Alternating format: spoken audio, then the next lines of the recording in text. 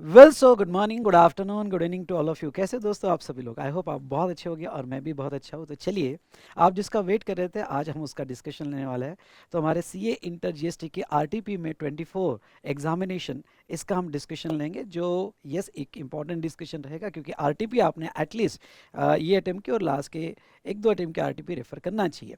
वैसे अगर आपके पास मेरा क्वेश्चन एयर होगा तो मेरे क्वेश्चन में लास्ट के सारे आरटीपीज हमने कवर किए, पर ये आरटीपी आपको एक्स्ट्रा करना पड़ेगा और फटाफट मेरे साथ कंप्लीट कर लो। अगर आप मेरे साथ कर लोगे तो यहाँ पे वन सीटिंग में कोशिश करना, तो आपका बहुत अच्छे से मेरे साथ कवर हो जाएगा। आई होप आपने सारे रिवीजन वीडियोस देख लिए होंगे। रैपिड रिवीजन 4.0 इसके सारे चैप्टर्स के वीडियोस मैंने वी स्मार्ट एकेडमी के यूट्यूब चैनल्स पे डाले हुए हैं, आपको मिल जाएंगे।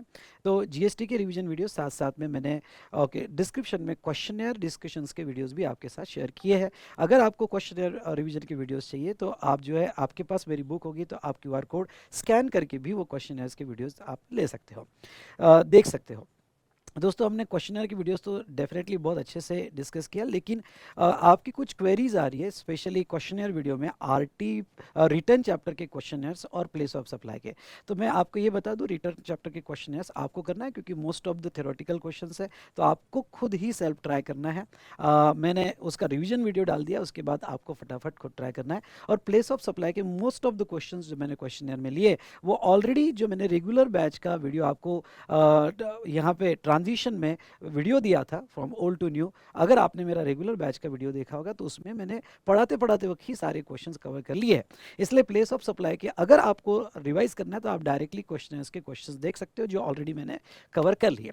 तो चलिए दोस्तों, आज हम आरटीपी डिस्कशन लेंगे और साथ साथ में आरटीपी डिस्कशन होने के बाद मैं आपको ये भी बताऊंगा कि आपने अब ये जो आपके पास लिमिटेड टाइम पीरियड है इसमें आपने कैसे कंप्लीट करना चाहिए। सो आर यू रेडी? यस और नो? बोलिए यस सर। हाउस द जोश? तो बोलिए हाय सर। चलिए स्टार्ट करते हैं। चलो, अब हम आरटीपी पे आते हैं। Okay, goods and service tax. हाँ, मैं आप सभी को बता दूं कि इंस्टीट्यूट ने कल ही ये जीएसटी का आरटीपी चेंज किया है। चेंज किया मतलब उनसे कुछ गलतियां हो गई थी, कुछ इन्फॉर्मेशन उन्होंने नहीं दिया, तो वो उन्होंने रिवाइज करके दिया हुआ है। तो अगर किसी के पास पुराना आरटीपी है तो वो छोड़ देना, नया आरटीपी डाउनलोड करो और ये नया आरटीपी के बेस पर हम डिस्कशन करेंगे।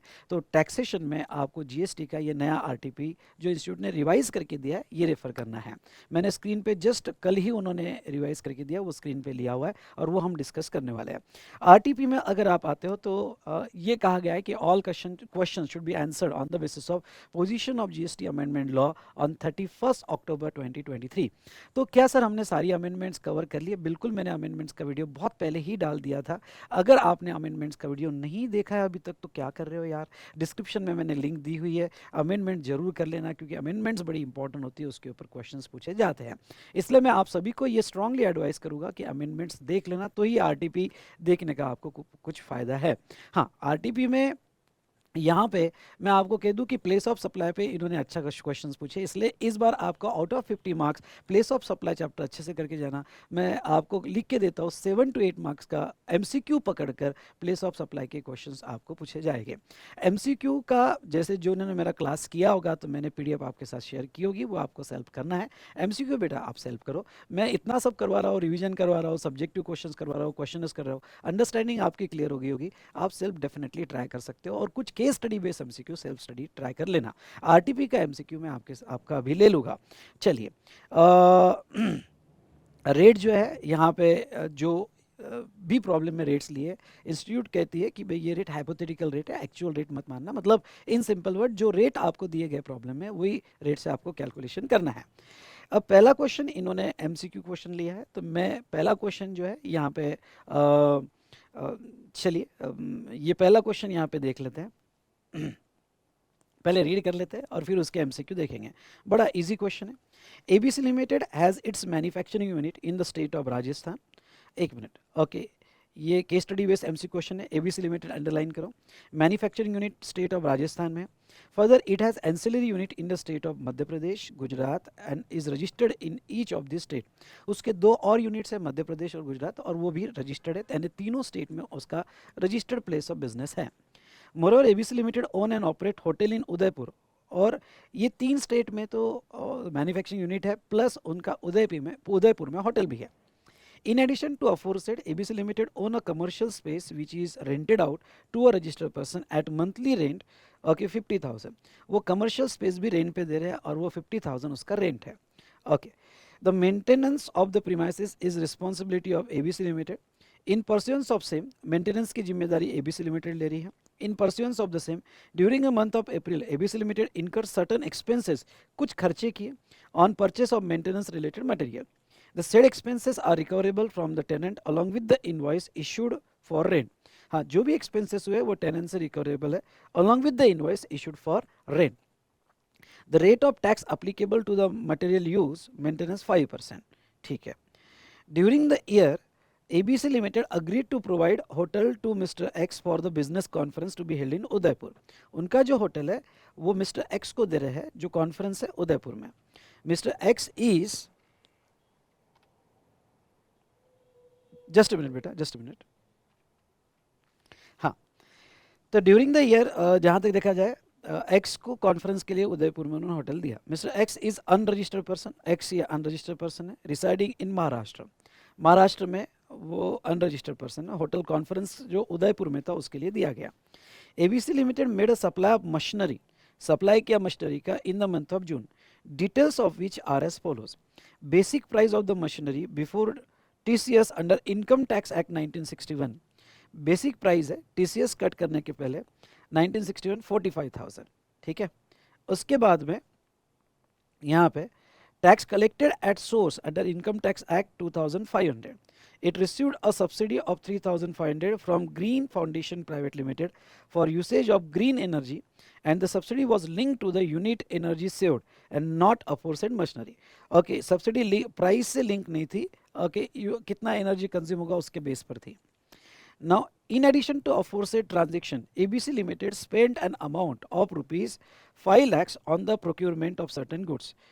5 लाख रुपए कुछ गुड्स प्रोक्योर किए उसके लिए स्पेंड किए गए, which were distributed as a part of corporate social responsibility. जिसको जो गुड्स खरीदे उसका CSR के लिए उन्होंने खर्चा किया. Expenditure required under the provision of companies act 2013. During the scrutinising proceeding in the state of Gujarat, jurisdictional GST officer asked ABC Limited to submit the copy of audited financial statement for Gujarat. Was the view that ABC Limited required to get his account audited by chartered accountant separately under GST law for filing annual return and reconciliation statement. मतलब गुजरात जो है गुजरात में scrutiny में लगा और उनके books of account audit करवाए गए. All of our amount are exclusive of GST. Wherever applicable, the rate of GST on all inwards and outward supply is 18% unless otherwise mentioned. Assume that there is no other outward and inward transaction apart from the aforesaid transaction. Based on the facts of the case scenario given above, choose the most appropriate answer to a question number 1 to 5. आपको MCQ solve करना है. चलिए, अब आपके सामने white screen आएगी. मैं ये वाइट स्क्रीन जो है इसलिए दे रहा हूँ कि आप फिर से ये केस स्टडी एक बार पढ़े पॉज करके और फिर मेरे साथ सॉल्व करें. तो चलो, सबसे पहले तो पॉज करके आप एक बार पढ़ो.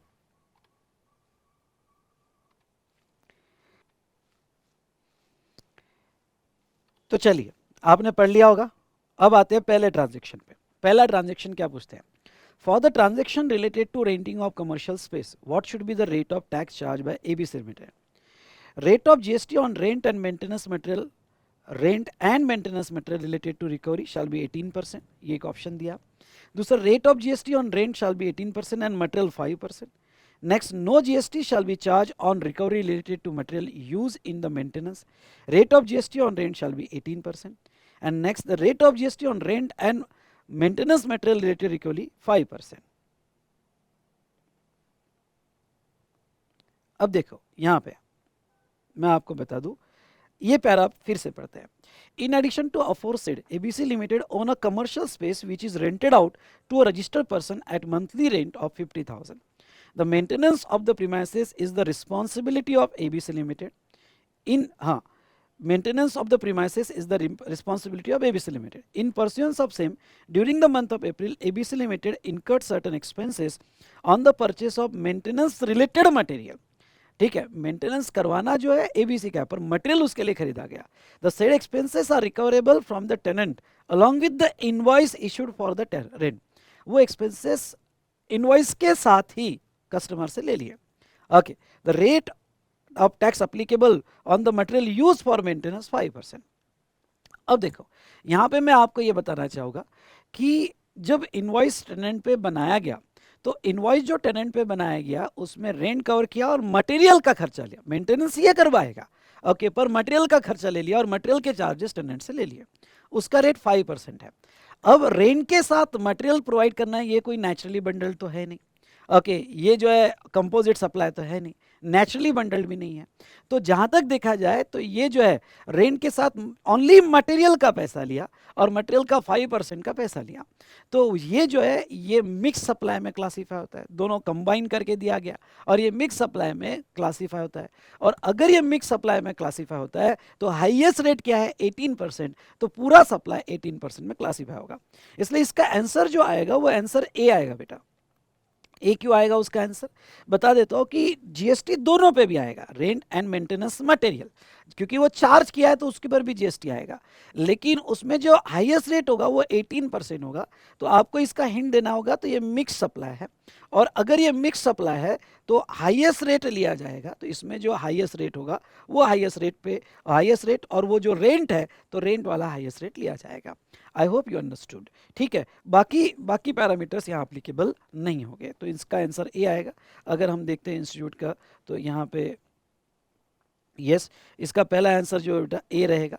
ओके, दोनों पे आएगा, रेंट एंड मेंटेनेंस मटेरियल पे आएगा और आंसर ए रहेगा। चलिए अब हम आते हैं सेकंड पे। सेकंड क्या कहता है, compute the value of supply under section 15 of CGST act made by ABC limited in the month of क्या, जून। ओके, जून में जो सप्लाई किया, तो अब सप्लाई तो सिर्फ इन्होंने मशीनरी का किया इन द मंथ ऑफ जून। तो इन्होंने सप्लाई जो किया,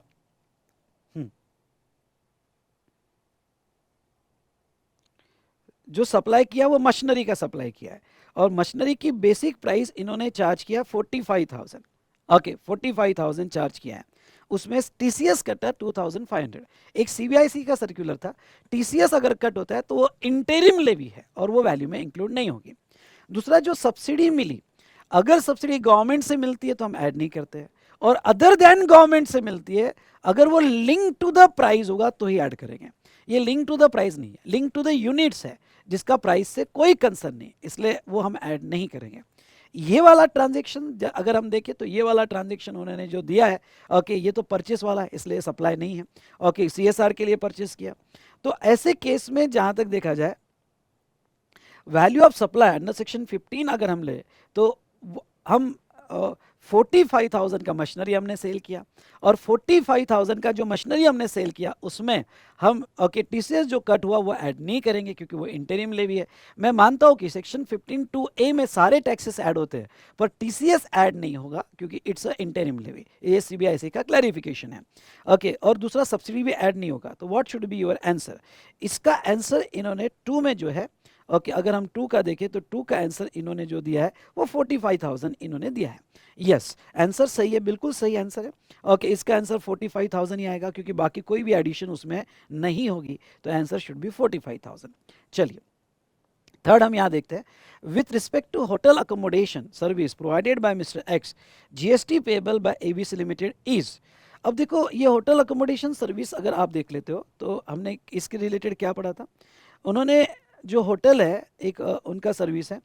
during the ABC limited agree to provide hotel to mister X for a business conference to be held in Udaipur.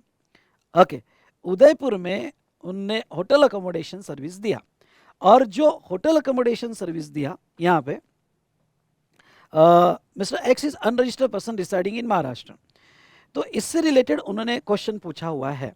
तो इससे रिलेटेड उन्होंने क्वेश्चन पूछा है होटल अकोमोडेशन सर्विसेज से रिलेटेड जो उदयपुर में दिया है। अब ये होटल अकोमोडेशन सर्विस जो दिया गया इसकी वैल्यू वगैरह नहीं दी गई, सिर्फ कुछ क्वेश्चन पूछा हुआ है। ओके, इसके ऊपर कौन सा जीएसटी आएगा, इसका प्लेस ऑफ सप्लाई फिक्स करना पड़ेगा। प्लेस ऑफ सप्लाई होटल का सेक्शन 12(3) से होता है। प्लेस ऑफ सप्लाई चैप्टर जाके देखो।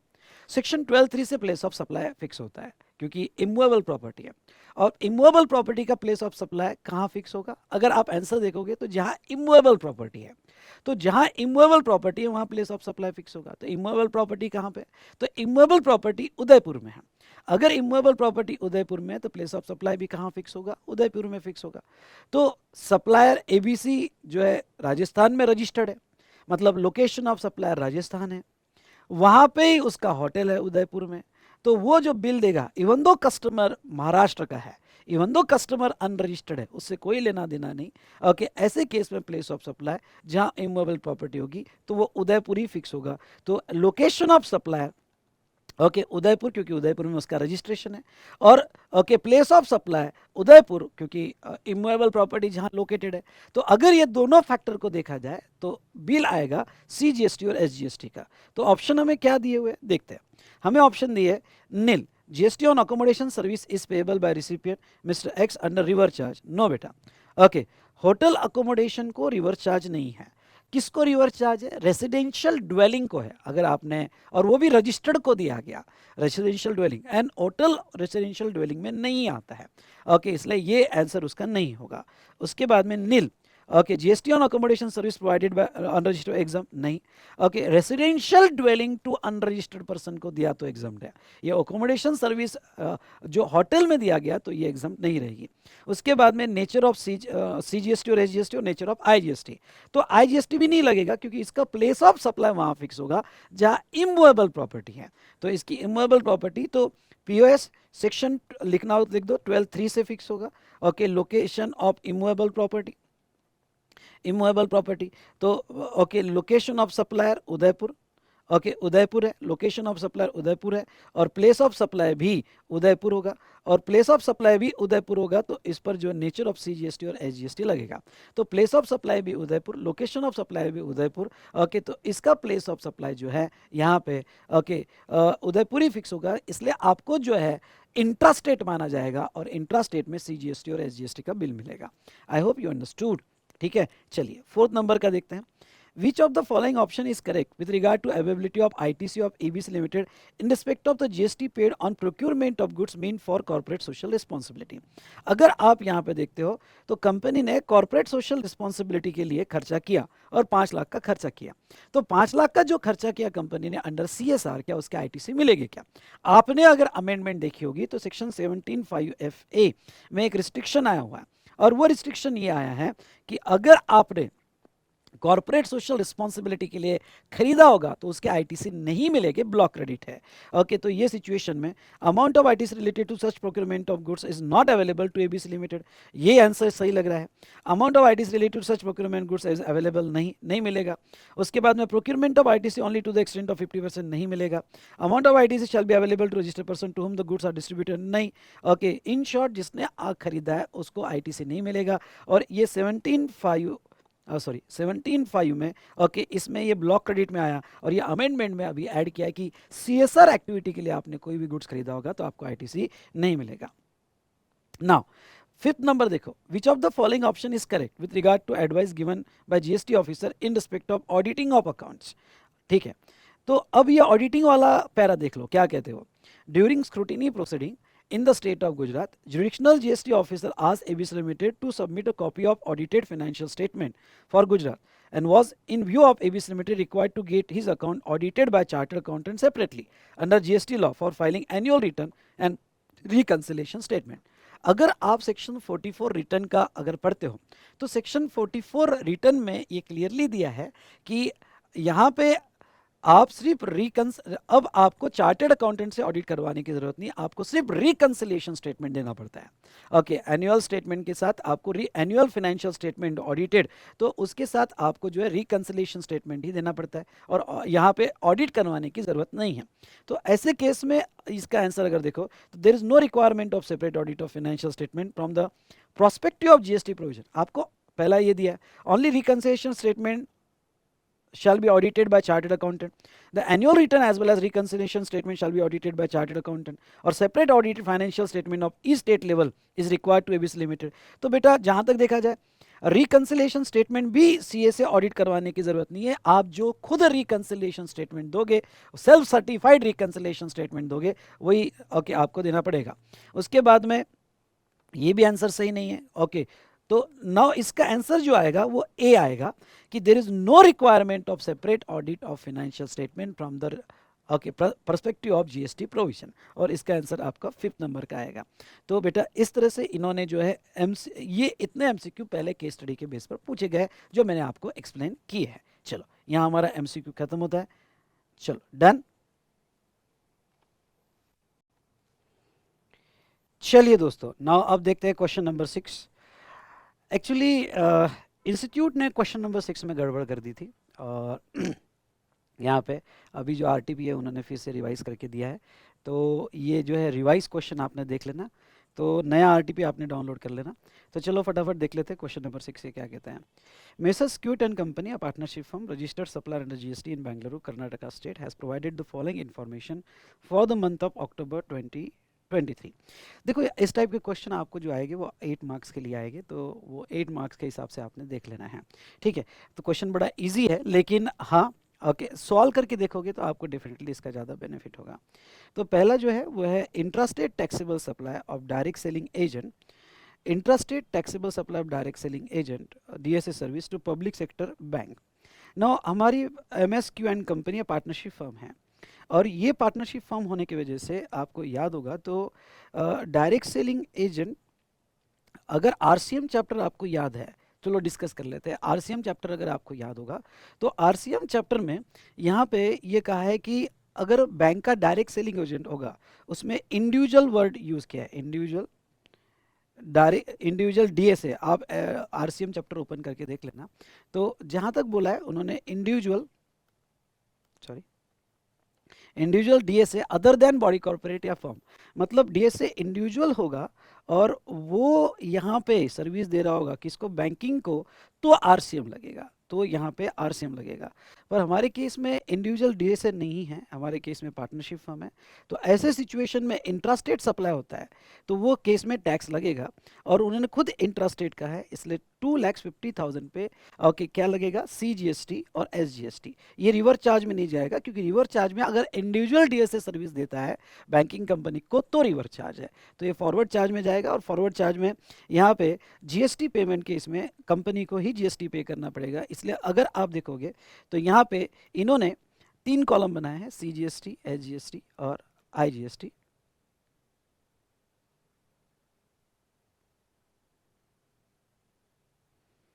तो ये सिचुएशन में यहाँ पे अगर मैं टैक्स कैलकुलेशन करूँ इनका, सॉरी बेटा, आउटपुट टैक्स लाइबिलिटी अगर मैं निकालूँ तो output tax liability okay value आपकी अमाउंट जब आप लिखोगे तो अमाउंट में interest taxable supply DSA service. तो इन्होंने स्ट्रक्चर देखो कैसा प्रेजेंटेशन किया है, ये स्ट्रक्चर प्रेजेंटेशन आपके लिए इंपॉर्टेंट है। पहला टेबल बनाया आउटपुट टैक्स जिसका डिटेल अलग से, आईटीसी और नेट जीएसटी पेएबल, और आरसीएम पेएबल, मतलब आरसीएम अलग से पे करना पड़ता है। और मैंने ये भी पढ़ाया था आपको, आरसीएम का अलग से पे करना पड़ता है, उसका क्रेडिट भी आपको मिलता है।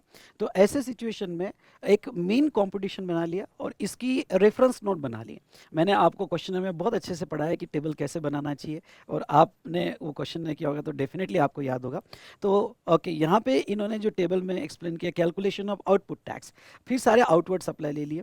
तो जो फॉरवर्ड चार्ज में टैक्सेबल है, ओके तो फॉरवर्ड चार्ज में ये जो है टैक्सेबल होगा 2,50,000, और सीजीएसटी और एसजीएसटी आएगा, क्यों, क्योंकि डीएसए सर्विस इंट्रास्टेट सप्लाई किया है, और यहाँ रिवर्स चार्ज अप्लाई नहीं होगा।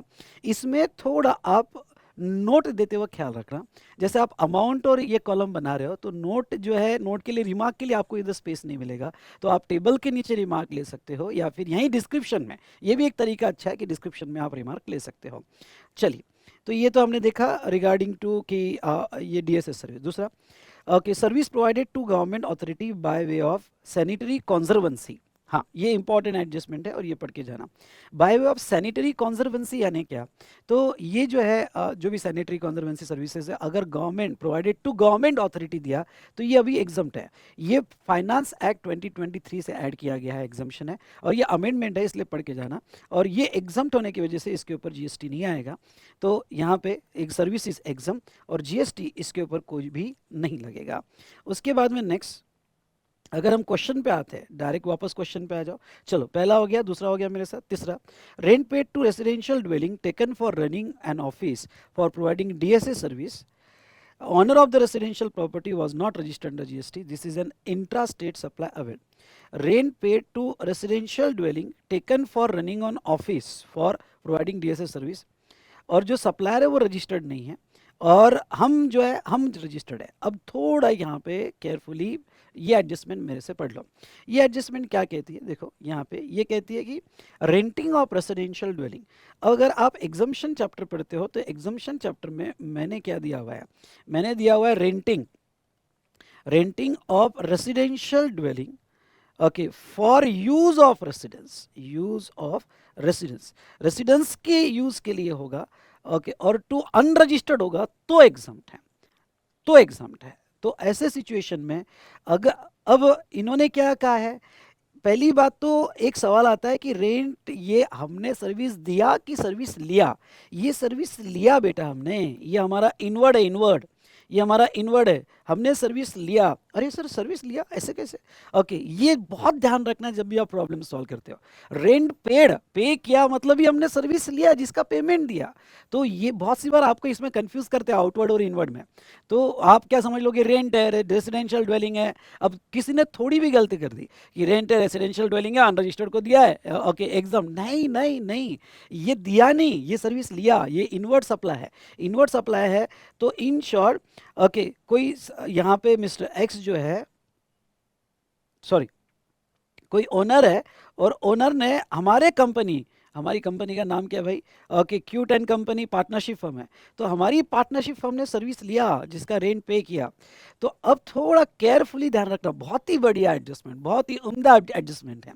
तो अगर ओनर से हमने रेंट पे लिया होगा, लॉ क्या कहता है, लॉ ये कहता है कि रेसिडेंशियल ड्वेलिंग फॉर रेसिडेंस होता तो एग्जम्प्ट होता, ओके, और वो भी अनरजिस्टर्ड। तो हम तो रजिस्टर्ड है, रजिस्टर्ड है मतलब क्या कि इसको एग्जम्पशन नहीं मिलने वाला है, ओके, इसको एग्जम्पशन नहीं मिलने वाला है। और दूसरा, हमने ऑफिस पर्पस के लिए यूज किया हुआ है, ओके, ऑफिस चलाया हुआ है, तो इसका मतलब इसके ऊपर टैक्स आएगा, ओके। तो हमने जो पेमेंट किया है उसके ऊपर जीएसटी आएगा। अब सवाल है कि इसका जीएसटी कौन पे करेगा भाई साहब, ओके, तो इसका जीएसटी जो पे करेगा, ओके, लॉ ये कहता है, अगर आपको आरसीएम याद होगा, तो किसी ने अगर रजिस्टर्ड पर्सन को सर्विस दिया, रेंटिंग ऑफ रेसिडेंशियल ड्वेलिंग दिया, तो यहाँ आरसीएम लगेगा, एंड क्यूट एंड कंपनी को इसको आरसीएम में टैक्स पे करना पड़ेगा।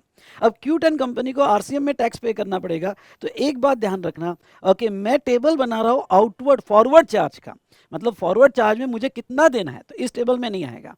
हाँ, उसका हम आरसीएम में पेमेंट करेंगे तो उसको अलग से लिखेंगे कि उसका टैक्स आरसीएम में आएगा। तो आरसीएम में उसको पे भी करेंगे और उसका क्रेडिट भी लेंगे, सुनना, आरसीएम उसको पे भी करेंगे, उसका क्रेडिट भी लेंगे, ओके। तो चलिए, ये वाला बहुत अच्छा एडजस्टमेंट, बड़ी बड़ी अच्छी एडजस्टमेंट। उसके बाद में, purchase a car for official use of managing partner of the firm for business use, car purchase की, ओके, इंटरस्टेट परचेस है, कार परचेस किया है, अगेन ये इनवर्ड है, ओके, तो ये इनवर्ड है, तो अभी तो ये आईटीसी के टेबल में देखेंगे इसका क्या करना है, ओके। लेकिन जहां तक देखा जाए तो फॉरवर्ड चार्ज में टैक्स देने की आउटवर्ड पे हमारे को अभी तो इस पर जिम्मेदारी नहीं रहेगी, ठीक है। उसके बाद में नेक्स्ट अगर हम बात करें, availed information technology services for their business from a partners friend Mr. Alan Wag for Melbourne, Australia.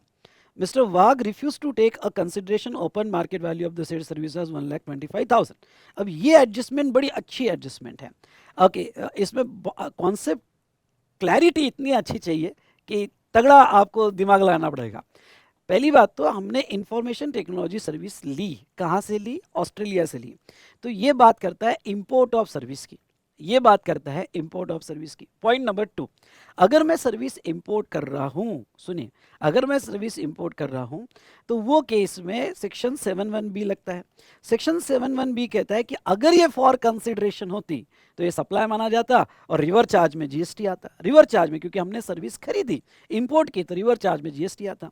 लेकिन इसमें कंसिडरेशन नहीं है, कंसिडरेशन नहीं है, तो फिर आपका शेड्यूल 1, ओके, शेड्यूल 1 पैरा 4 लग जाता है। शेड्यूल 1 पैरा 4 क्या कहता है, शेड्यूल 1 पैरा 4 ये कहता है कि import of service from related, okay, from related person या own establishment without consideration in the course of business, तो वो सप्लाई बोला जाएगा। तो avail information technology service from their business for their business from the partners friend, partner से नहीं लिया, partner का फ्रेंड रिलेटेड के डेफिनेशन में नहीं आता है। Okay, member of same family में अगर देखा जाए तो स्पाउस या फिर पेरेंट्स ब्रदर, और पेरेंट्स ब्रदर डिपेंडेंट हो गए तो आता है, तो वो रिलेटेड नहीं है। तो रिलेट विदाउट कंसिडरेशन में, यानी मैंने आपको कहा था फ्री इंपोर्ट सर्विस पे जीएसटी नहीं आता है अनलेस वो रिलेटेड से हो या फिर वो ओन एस्टेब्लिशमेंट हो फॉर बिजनेस पर्पसेस। तो हमने बिजनेस पर्पस के लिए लिया पर रिलेटेड से नहीं लिया, तो इसके ऊपर जीएसटी नहीं आएगा, इवन दो उसकी मार्केट वैल्यू दी है, पर जीएसटी रिवर्स चार्ज में भी नहीं आएगा। इसलिए अगर आप आंसर में जाके देखते हो, आरटीपी में आंसर दिया हुआ है, तो जहां तक देखा जाए इंफॉर्मेशन टेक्नोलॉजी, ओके, तो ये नॉन रिलेटेड पर्सन से लिया और फ्री लिया, इसलिए इसके ऊपर कोई भी जीएसटी नहीं लगाया गया है।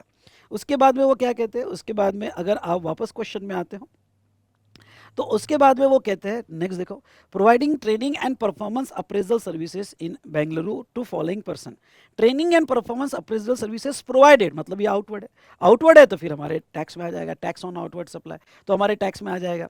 अब देखो, following person, ABC private limited, a registered supplier in the state of Kerala. अब सवाल ये है कि इसके ऊपर कौन सा जीएसटी लगेगा, सीजीएसटी, जीएसटी, आईजीएसटी। तो इसका हमें ओके इंट्रा लगेगा या इंटर लगेगा, तो डिसाइड करना पड़ेगा प्लेस ऑफ सप्लाई। अगर आपने प्लेस ऑफ सप्लाई ये चैप्टर पढ़ा होगा तो इसमें ये सर्विस है, सर्विस है तो सेक्शन 12 लगेगा। और 12 में अगर जाओगे तो ट्रेनिंग एंड अप्रेजल सर्विसेज है। जाओ देखो, ट्रेनिंग एंड अप्रेजल सर्विसेज, अगर आपको मेरी मेमोरी टेक्निक याद होगी तो वो जब 5 साल का बच्चा था वो स्कूल गया training and appraisal services, training and appraisal service ये B2B और B2C में डिवाइड होती है। सुनिए, ट्रेनिंग एंड अप्रेजल सर्विस ये B2B B2C में डिवाइड होती है। अगर B2B होगा तो location of such registered person, यानी उसका प्लेस ऑफ सप्लाई केरला माना जाएगा, यानी ये 3 लाख पे आईजीएसटी लगेगा। और second, Babu cons, a proprietary concern of Rajasthan which was not registered under GST, unregistered को दिया तो वो जो है कहाँ का माना जाएगा, तो वो प्लेस ऑफ परफॉर्मेंस जहाँ आपने ट्रेनिंग दिया वो माना जाएगा। तो राजस्थान में तो यहाँ सीजीएसटी और एसजीएसटी लगेगा। तो ये 1 लाख पे सीजीएसटी और एसजीएसटी लगेगा और 3 लाख पे आईजीएसटी लगेगा। इसलिए अगर आप देखते हो तो training and performance appraisal services answer में जाके देखते हो तो 3 लाख पे 54,000 आईजीएसटी लगा, और बाकी 1 लाख पे जो है उसके रीजन के साथ लिख के जरूर देखना, रीजन के साथ तो ही मार्क्स आएंगे। तो सीजीएसटी और एसजीएसटी, और ये जहां तक देखा जाए तो प्लेस ऑफ सप्लाई यानी लोकेशन ऑफ सप्लाई आपको पूरा लिखना है। प्लेस ऑफ सप्लाई केरला माना जाएगा, LOS location of supply Rajasthan, place of supply Kerala वो इंटरस्टेट सप्लाई है, और दूसरा प्लेस ऑफ सप्लाई राजस्थान माना जाएगा। तो एलओएस और पीओएस दोनों सेम स्टेट में, इसलिए सीजीएसटी और एसजीएसटी लगेगा। ओके, तो ये भी एक अच्छा एडजस्टमेंट था। प्लेस ऑफ सप्लाई में इस बार बहुत सारे क्वेश्चंस लिए आरटीपी में, क्योंकि वो चैप्टर पहली बार ऐड किया गया कोर्स में। उसके बाद में यहाँ पे rate of CGST SGS 9% each. उसके बाद में वो क्या कहते हैं, all amount given above are exclusive of taxes, all condition necessary for availing ITC, there is no opening balance of ITC, turnover of mister cute and company was 2 crore in previous financial year. Okay, previous financial year का turnover 2 crore से ज़्यादा है, मतलब वो registered firm होगी। Okay, हाँ, अब आप कहोगे कि सर आपने रजिस्टर कैसे अज्यूम किया, बिकॉज ऑफ दिस, ओके, कि उसका यहाँ पे टर्नओवर 2 करोड़ से ज़्यादा है, मतलब ही वो रजिस्टर्ड पर्सन होगा। आपको क्या निकालना है, net GST payable in cash. अब इन्होंने क्या किया, प्रेजेंटेशन बहुत अच्छा है, इन्होंने पहले नेट जीएसटी में इन्होंने कैसे निकालते हैं हम net GST payable in cash, cash ledger से कैसे निकालते हैं, तो output tax less ITC net और आरसीएम का अलग से पेमेंट, तो ये बेसिक फॉर्मेट। फिर आउटपुट टैक्स कैसे निकाला, तो उसका टेबल अलग से दे दिया, उसका टेबल यहाँ पे अलग से दे दिया। अब बात करते हैं आईटीसी की। ओके, नेक्स्ट टेबल है आपका आईटीसी। आईटीसी आप कैसे निकालोगे, तो आईटीसी बेटा एक तो residential dwelling for providing DSA service, तो आरसीएम में हमने टैक्स दिया तो उसका सीजीएसटी और एसजीएसटी का आईटीसी मिल जाएगा, क्योंकि आरसीएम में पे भी करेंगे तो उसका क्रेडिट भी लेंगे, तो उसका क्रेडिट मिल जाएगा यहाँ पे। और दूसरा अगर आप ध्यान दोगे तो हमने ओके परचेस ऑफ कार, पर कार का क्रेडिट नहीं मिलेगा, ब्लॉक क्रेडिट है, ये हमारी इनवर्ट परचेस थी, कार आपने परचेस किया था, क्वेश्चन में जाके देखो, तो इसका क्रेडिट हमें नहीं मिलेगा।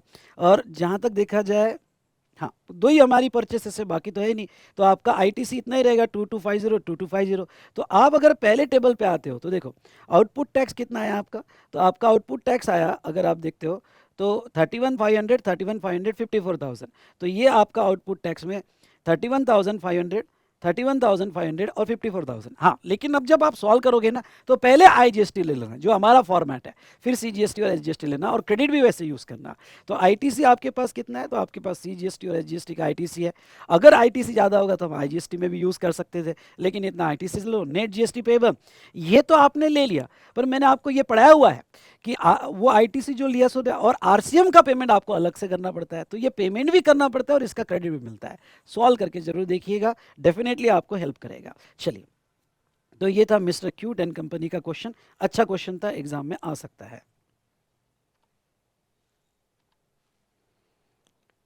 चलिए, अब आ जाइए क्वेश्चन नंबर 7 में, ये भी इजी है। From the following information provided by mister सस्ता बाजार डिटरमाइन टाइम ऑफ सप्लाई। ये तो बहुत इजी पूछा, time of supply for the purpose of payment of GST. अब देखो यहाँ पे वो क्या कहते हैं, it issued a coupon of, coupon दिया गया on 26 June worth rupees 2000 redeemable against the purchase of specific plastic items. This coupon was redeemed on 21st July. तो देखो, अगर कूपन है या वाउचर है, वाउचर ले लो या कूपन ले लो, बात एक ही है। अगर आप टाइम ऑफ सप्लाई की सेक्शन कूपन अगर देखते हो तो कूपन से रिलेटेड टाइम ऑफ सप्लाई कैसे फिक्स करते हैं।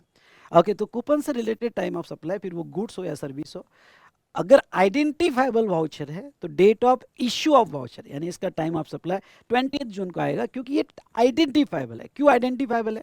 क्योंकि उन्होंने स्पेसिफिकली कहा कि ये जो है स्पेसिफिक प्लास्टिक आइटम्स का है, आइडेंटिफाइबल है, तो date of issue of voucher लिया जाएगा। If it is issued coupon on 1st August worth rupees 3000 which is redeemable against the purchase of any item and this coupon was redeemable on 18th of August, any item बोला तो non identifiable हुआ। I repeat, any item हुआ तो non identifiable. तो अगर non identifiable हुआ तो वो सिचुएशन में जहां तक देखा जाए तो जिस दिन रिडीम हुआ वो डेट लेना पड़ेगा।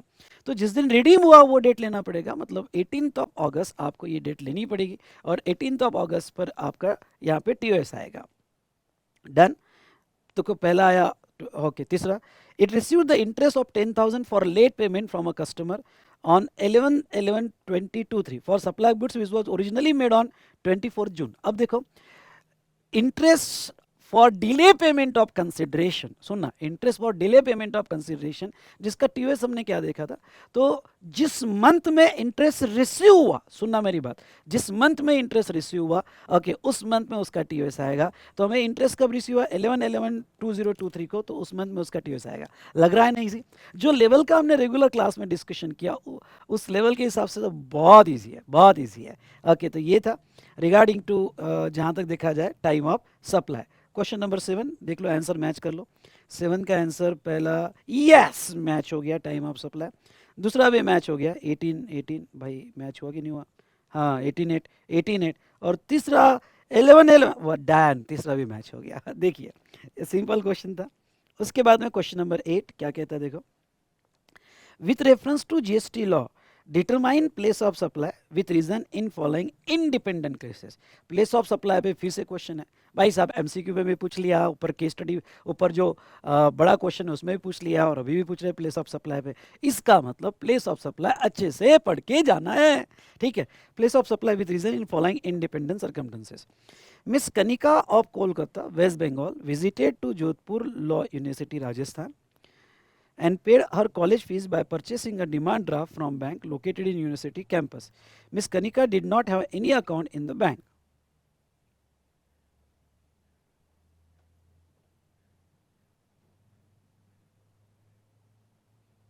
हाँ, उसके बाद में उसने अपनी कॉलेज फीस पे की और कॉलेज फीस पे की by purchasing a demand draft from a bank located in a university campus.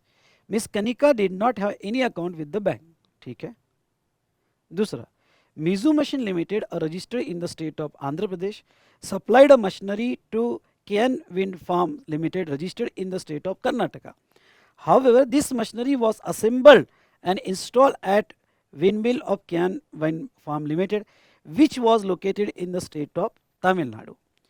अब बेटा थोड़ा जस्ट अ मिनट बेटा, जस्ट अ मिनट। हाँ, एक वाइट स्क्रीन आएगी आपके सामने। हाँ, अब देखो ध्यान से यहाँ पे देखना कि पहले कहते कनिका, अब देखो ये क्वेश्चन में ये समझ लो किसने किसको सर्विस दिया। बैंक से सर्विस ली गई बाय मिस कनिका के लिए, मतलब सप्लायर ऑफ सर्विस है बैंक, और सर्विस लेने वाला है मिस कनिका, जिसका अकाउंट और एड्रेस बैंक के इसमें नहीं है।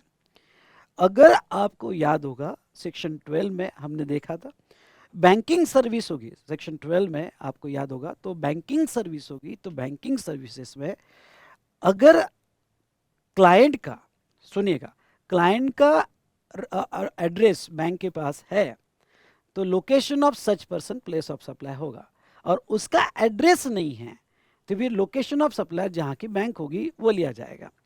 तो bank located in university campus, और यूनिवर्सिटी कहाँ पे, राजस्थान में, तो प्लेस ऑफ सप्लाई राजस्थान माना जाएगा। इसलिए अगर हम 8 का आंसर देखते हैं तो सेक्शन 12 सेक्शन 12 कहता है कि provided that place of supply banking and financial services including stock broking service to any person is the location of recipient of service the record of supplier of service in the record of supplier of service। अगर उसके record में location है तो वो, however if the location of recipient of service not available, अगर location available नहीं है तो सप्लायर ऑफ सर्विस, तो अगर लोकेशन अवेलेबल नहीं है तो यहाँ पे राजस्थान जो है वो प्लेस ऑफ सप्लाई माना जाएगा। चलो अब दूसरा क्या कहते हैं वो, Meizu machine limited registered in the state of Andhra Pradesh supplied a machinery to KN Wind Farms Limited registered in the state of Karnataka.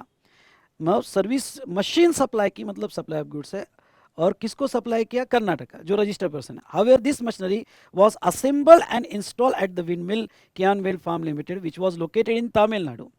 ख्याल रहे, अगर आपको याद होगा तो कोई गुड्स हमने असेंबली और इंस्टॉलेशन से करवाया, सुनना, असेंबली और इंस्टॉलेशन से करवाया, तो जहां असेंबली और इंस्टॉलेशन हुआ वो प्लेस ऑफ सप्लाई माना जाएगा। गलती क्या कर दोगे, कर्नाटका तो प्लेस ऑफ सप्लाई कर्नाटका नहीं, बाहर होगा कर्नाटका का, उससे हमें कोई लेना देना नहीं, बिलिंग होगा कर्नाटका का, उसमें कोई लेना नहीं, जहां असेंबल और इंस्टॉल हुई वो प्लेस ऑफ सप्लाई माना जाएगा। तो ऐसे केस में कहाँ असेंबल इंस्टॉल, तमिलनाडु, तो आपका प्लेस ऑफ सप्लाई कहाँ माना जाएगा बेटा, तमिलनाडु। तो देखो सेक्शन 10(1)(d कहता है कि अगर आप कोई इंस्टॉल असेंबल करके ओके साइट पे गुड्स सप्लाई कर रहे हो, सेक्शन 10 में कवर होगा, ओके, तो वो केस में जहां असेंबल और इंस्टॉल हुआ वो आपका प्लेस ऑफ सप्लाई माना जाएगा। तो आपका प्लेस ऑफ सप्लाई तमिलनाडु माना जाएगा। केयरफुली और अच्छे से लिखना, बहुत ही इजी क्वेश्चन इस बार के आरटीपी में।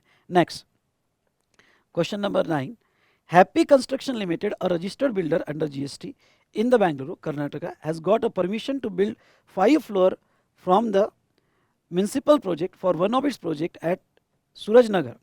Aditya Construction, a neighboring house project, approached Happy Construction Limited to discuss regarding blockage of sunlight issue arising out of construction of 5 floors and asked it to build only 3 floors, for which 20 lakhs was offered as a compensation. Happy Construction Limited agreed to the offer. It may noted that Aditya Construction is not ready to pay any further amount to Happy Construction Limited in addition to amount already agreed. Briefly explain with correct legal provision whether the above amount received as a compensation is liable to GST or not. If consideration are taxable, then calculate the GST is payable. मतलब क्या कि भाई ये जो है, एक बार देखो, happy construction limited registered in the builder GST got a permission to build 5 floor from the municipal project, one of his project at Surajnagar. Aditya Construction, a neighboring housing project, approached Happy Construction Limited to discuss regarding blockage of sunlight and issue arising of construction floor कि भाई तू 5 floor का building बांध रहा है, sunlight आ रहा है, sunlight blockage हो रहा है, तो भाई तू 3 फ्लोर के ऊपर नहीं बांधेगा, जिसके लिए मैं तुझे कंपनसेशन देता हूँ 20 लाख रुपए। तो इसको कुछ ना करने का पैसा मिला, कुछ याद आया, रिफ्रेनिंग टॉलरेंस वगैरह, तो क्या उसके ऊपर जीएसटी आएगा।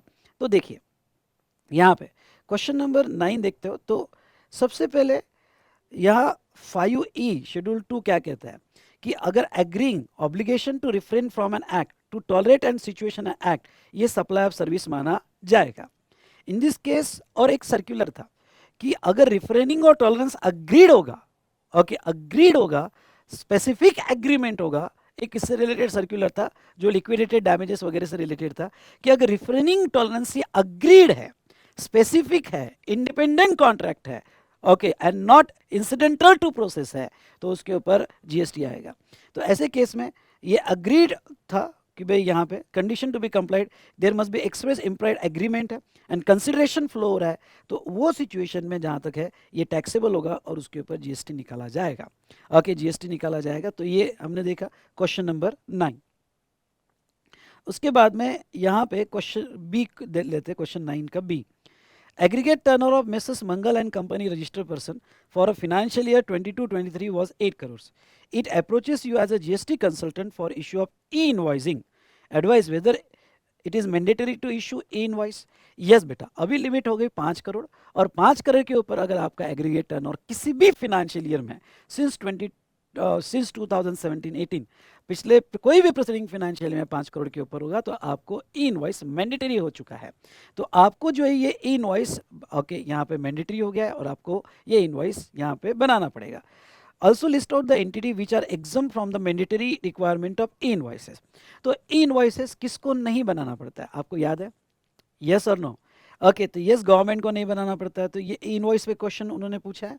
ओके, तो देखो यहाँ पे लिमिट जो है वो अभी 5 करोड़ है, 5 करोड़ की लिमिट है और B2B सप्लाईज के केस में होगा। Hence it is mandatory for Mangal and company to issue invoice, और B2B के केस में इनवॉइस होता है। और किसको नहीं है तो ये लर्न करके जाना। स्पेशल इकोनॉमिक जोन यूनिट को इनवॉइस नहीं है, उसके बाद में बैंकिंग कंपनी को नहीं है, उसके बाद में गवर्नमेंट डिपार्टमेंट लोकल अथॉरिटी को नहीं है, GTA को नहीं है, पैसेंजर ट्रांसपोर्ट सर्विस ओके को नहीं है, person supplying service by exhibition in multiplex, इनको भी इनवॉइस की ज़रूरत नहीं है। चलो, ये था क्वेश्चन नंबर 9A। अब 10A ले लेते हैं। Ramlala enterprises registered in Delhi is engaged in the supply of interior decoration service to Andhra Bhavan located in Delhi. Very good. Service contract is entered into with the government of Andhra Pradesh, registered only in Andhra Pradesh. The total contract value inclusive of GST is 15,50,000 and payment for such sum is due in October 2023. You are required to determine the amount of tax, if any, to be deducted in the above case, assuming the rate CGST, SGST or IGST 9% each. Will your answer different if Ramlala Enterprises is registered under the composition scheme? Very important, very important. अच्छा question है। Okay, अच्छा question है। अब ध्यान से देखिएगा यहाँ पे TDS और TCS पर क्वेश्चन है और ये क्वेश्चन TDS पर है। अगर कॉन्ट्रैक्ट वैल्यू 2.5 लाख के ऊपर होगी, ओके, एक्सक्लूडिंग GST, तो कॉन्ट्रैक्ट वैल्यू 15,50,000 है। और 15,50,000 में से अगर GST हम बैकवर्ड कैलकुलेशन से निकाल भी दे, क्योंकि विदाउट GST आपको वैल्यू लेनी है, एक्सक्लूडिंग GST, तो GST रेट यहाँ पे 18% है, तो 15,50,000 divided by okay divided by 118 into 100 अगर हम लेते हैं तभी ये 13,13,000 कुछ अभी अमाउंट आता है। 2.5 लाख के ऊपर ही है। अगर कॉन्ट्रैक्ट वैल्यू 2.5 लाख के ऊपर है तो TDS कट होगा, TDS कट होगा। डन, यहाँ पे ये तो बात यहाँ क्लियर हो गई। दूसरी बात अगर हम यहाँ देखेंगे तो TDS उसके एक प्रोविजो है, जाके जरूर पढ़ना है TDS में। और प्रोविजो क्या है, अगर आपका लोकेशन ऑफ सप्लायर और place of supply same state में होगा, लोकेशन ऑफ सप्लायर और place of supply same state में होगा और रिसिपिएंट अदर स्टेट में होगा, तो वो सिचुएशन में यहाँ पे TDS नहीं कटेगा। देखो, Ramlala enterprises registered in Delhi is engaged in the supply of interior decoration service of Andhra Bhavan located in Delhi। मतलब रामलला कहाँ का है, रामलला नहीं, रामलला ही है, रामलला कहाँ का है, दिल्ली का है। और आंध्र भवन जो दिल्ली में है, आंध्र भवन जो दिल्ली में है, ओके, उसका उसने क्या इंटीरियर डेकोरेशन सर्विस लिया। अब इसमें प्लेस ऑफ सप्लाई के भी कॉन्सेप्ट है और क्वेश्चन रियली बहुत अच्छा है, एग्जाम में आने के पूरे चांसेस हैं। तो अब उसने इंटीरियर डेकोरेटर सर्विस का ये लिया। अब इंटीरियर डेकोरेटर सर्विस का जो है उसने यहाँ पे, हाँ, इंटीरियर डेकोरेटर सर्विस का उसने जहाँ तक है कॉन्ट्रैक्ट ले लिया। अब इंटीरियर डेकोरेटर सर्विस का जो उसने कॉन्ट्रैक्ट लिया है तो ये in relation to immovable property है, इसलिए आप प्लेस ऑफ सप्लाई इस चैप्टर में जाते हो और सेक्शन 12(3) देखते हो। अगर आपकी service in relation to immovable property including interior decorator, तो जहां इमूवेबल प्रॉपर्टी होगी वो आपका प्लेस ऑफ सप्लाई माना जाएगा। मतलब आपका प्लेस ऑफ सप्लाई कहां माना जाएगा, तो आपका प्लेस ऑफ सप्लाई दिल्ली माना जाएगा। आपका प्लेस ऑफ सप्लाई कहां माना जाएगा, तो वो दिल्ली माना जाएगा। तो लोकेशन ऑफ सप्लायर, सुनिए, location of supply same state में है, प्लेस ऑफ सप्लाई भी सेम स्टेट में है। ओके, और रिसिपिएंट जो है, रिसिपिएंट आंध्र प्रदेश गवर्नमेंट है, और नो डाउट गवर्नमेंट है और वो आंध्र प्रदेश गवर्नमेंट है। अब टीडीएस कौन से केस में कट होता है? अगर सर्विसेज गवर्नमेंट को दिया, नो डाउट सर्विसेज गवर्नमेंट को दिया, कॉन्ट्रैक्ट वैल्यू 2.5 लाख के ऊपर है, तो यहाँ गवर्नमेंट ने टीडीएस काटना चाहिए। लेकिन एक प्रोविजो मैंने आपको पढ़ाई हुई है, जाके पढ़ना, अगर लोकेशन ऑफ सप्लायर और place of supply same state में हो, सेम स्टेट में हो, तो टीडीएस नहीं कटता है। टीडीएस कब कटेगा? आके जब ये तीनों एक ही स्टेट में हो, या फिर सप्लायर एक स्टेट में, प्लेस ऑफ सप्लायर रिसिपिएंट दूसरे स्टेट में होना चाहिए। अगर लोकेशन ऑफ सप्लायर, ध्यान रखना, लोकेशन ऑफ सप्लायर और place of supply same state में हो तो टीडीएस नहीं कटेगा। तो ऐसे सिचुएशन में जहां तक देखा जाए तो यहाँ पे क्यों नहीं कटेगा?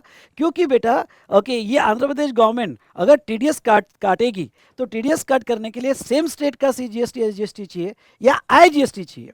यहाँ पे जो जीएसटी लगेगा, क्योंकि एलओएस और पीओएस सेम स्टेट में, तो यहाँ सीजीएसटी और दिल्ली का एसजीएसटी लगेगा, और दिल्ली का एसजीएसटी का टीडीएस ये नहीं काट सकता, इसलिए यहाँ टीडीएस नहीं कट होगा। चलो, आपको नहीं समझा होगा तो एक लाइन में याद रखना, एलओएस और पीओएस सेम स्टेट में होगा और रिसिपिएंट अदर स्टेट में होगा तो वो केस में टीडीएस नहीं कटता है। तो अगर मैं आपको इसका आंसर ले तो यहाँ पे देखिए टीडीएस 2% होगा। टीडीएस ओके, उन्होंने पूरा लिखा कि टीडीएस 2% कट होता है। कौन करेक्ट होगा? कि अगर इतना पूरा लिखने की जरूरत नहीं, आप तो शॉर्ट में लिख सकते हो कि गवर्नमेंट एस्टेब्लिशमेंट ने ओके सर्विस अगर गवर्नमेंट को लोकल अथॉरिटी को प्रोवाइड किया तो टीडीएस कट होता है। उसके बाद में नेक्स्ट यहाँ पे ये बहुत ही बड़ा दे दिया उन्होंने, बहुत ज़्यादा बड़ा दे दिया, डायरेक्ट आप प्रोविजो। हाँ, आपको मेन पॉइंट क्या लिखना है? अगर कॉन्ट्रैक्ट वैल्यू यहाँ पे एक्सक्लूडिंग जीएसटी 2,50,000 के ऊपर होगी तो टीडीएस 2% से कट होगा। आंसर बहुत बड़ा दिया, इतना बड़ा लिखने की जरूरत नहीं है। उसके बाद में उन्होंने कौन कौन केस में टीडीएस कटता है ये लिस्ट लिखने की जरूरत नहीं, आप सिर्फ इतना लिखो कि if service provided to government और लोकल अथॉरिटी तो in that case TDS is deductible. ये सेकंड पॉइंट होना चाहिए। टीडीएस 2% डिडक्ट होता है, लेकिन एक प्रोविजो है। हाँ, ये प्रोविजो पूरी अच्छे से लिखना, ये प्रोविजो अच्छे से लिखना कि अगर आपका location of supply and place of supply same state में हो और रिसिपिएंट डिफरेंट स्टेट में हो तो वो केस में टीडीएस नहीं डिडक्ट होता है। ओके, तो ऐसे केस में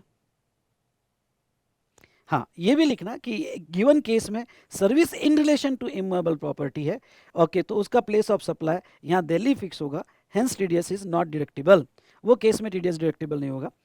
और कंपोजिशन, एक सवाल और पूछा था कि कंपोजिशन स्कीम डीलर को अगर सप्लाई किया तो टीडीएस कटता है क्या? तो answer will remains unchange even if Ramlala enterprises is registered under composition scheme. तो देखो, कंपोजिशन स्कीम वाले को दो या किसी को दो, ये प्रोविजो क्या कहती है? ये प्रोविजो कहती है कि location of supplier and place of supply same state में हो तो वो केस में टीडीएस नहीं कटता है। ओके, क्यों? क्योंकि वो केस में जहाँ तक है वो स्टेट का सीजीएसटी और एसजीएसटी लगता है और रिसिपिएंट उसको कट नहीं कर सकता। तो यहाँ ये जो हमने क्लॉज ए देखा था, बी देखो, examine the implication of GST on supply food and beverages eight cinema hall. एक क्लैरिफिकेशन है और ये अमेंडमेंट, अगर आपने अमेंडमेंट देखी होगी तो अमेंडमेंट में एक क्लैरिफिकेशन है। Food and beverages in a cinema hall, ध्यान सुनना, food and beverages in a cinema hall जहाँ तक देखा जाए तो ये रेस्टोरेंट और कैटरिंग में क्लासीफाई होगा। हाँ, ध्यान सुनना, क्लैरिफिकेशन था कि अगर ये यहाँ कब रेस्टोरेंट में क्लासीफाई होगा और कब टिकट का पार्ट माना जाएगा। तो ये जो okay, cinema operator eating joints wide term includes separation and eating stock counters a restaurant at cinema also. Cinema operator may run this refreshment eating stall, okay, kiosk or counters or restaurant themselves, or they may give the contract to third party. Customer may like to avail service supplied by this refreshment snack counter or choose not to avail these services. For the cinema operator can also install vending machine and supply the recreational service and through a coin operator machine and etc. यहाँ से important है, वो जाने दो starting है, यहाँ से important है। सप्लाई फूड और beverages in cinema is taxable as restaurant service as long as food and beverages are supplied by as a part of service and supplied independently. मतलब सिनेमा हॉल में ये part वाला important है कि अगर cinema hall में आप जो गए, आपने अलग से खरीदा, आपके पास ऑप्शन है और आपने वो इंटरवल में जाके खरीदा तो वो रेस्टोरेंट सर्विस में क्लासीफाई होगा। लेकिन अगर सप्लाई फूड क्लब टुगेदर आपकी टिकट के साथ, आपने जब टिकट बुक की उसके साथ पॉपकॉर्न बुक कर दिया तो फिर वो कंपोजिट सप्लाई माना जाएगा। आपने कंबाइन बुकिंग की तो नेचुरली बंडल कंपोजिट सप्लाई माना जाएगा और वो केस में वो पॉपकॉर्न या जो भी ईटेबल आइटम्स आपको प्रोवाइड किए, उसमें जो टिकट का रेट है, प्रिंसिपल सप्लाई का रेट है, वो लगेगा। तो इसमें दो पार्ट है। अगर आपने इंडिपेंडेंटली खरीदा तो वो रेस्टोरेंट वाला रेस्टोरेंट सर्विस का जो रेट रहेगा 5% वो लगाएगा। और जो माल उसने टिकट के साथ कंपोजिट सप्लाई में बेचा, ओके, कंपोजिट सप्लाई में बेचा, तो उस पर वो जो है टैक्स जो लगाएगा, वो जो टिकट का जो मेन रेट होगा 18%, वो as a composite supply classify होगा। ये अच्छा क्वेश्चन है, क्लैरिफिकेशन है, ये पढ़ के जाना। तो इस तरह से बेटा जहां तक देखा जाए ये क्वेश्चन 10 ए और बी हमने कंप्लीट किया। तो चलिए लास्ट वाला क्वेश्चन अच्छा था, ट्रिकी क्वेश्चंस थे, इस पे एग्जाम में सवाल आ सकते, तो इस तरह से हमने आरटीपी खत्म कर दिया है। सो दोस्तों बस इतना ही कहूँगा कि यहाँ पे जो है आरटीपी के मोस्ट ऑफ द अमेंडमेंट्स भी इन्होंने कवर किया आरटीपी में, तो आरटीपी अच्छे से करके जाइए, कुछ क्वेश्चंस लिख के देखिए तो आपको डेफिनेटली हेल्प होगा। चलो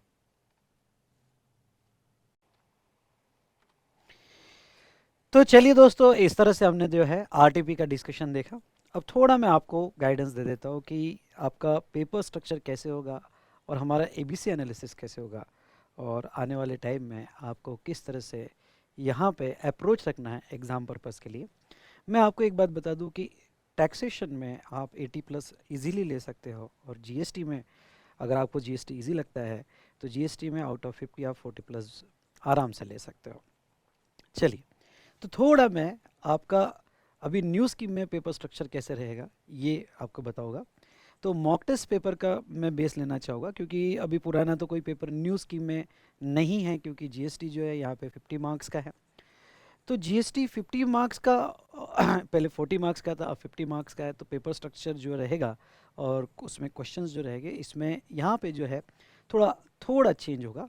तो अभी मेरे पास आपका मॉक टेस्ट पेपर है, तो मॉक टेस्ट पेपर ये मैं बेस लेना चाहूँगा, जिसके मुझे लगता है ऐसा ही आपका क्वेश्चन पेपर रहेगा, और कुछ इंपॉर्टेंट बातें आपने ध्यान रखनी चाहिए जिसके बारे में हम बात करेंगे ना।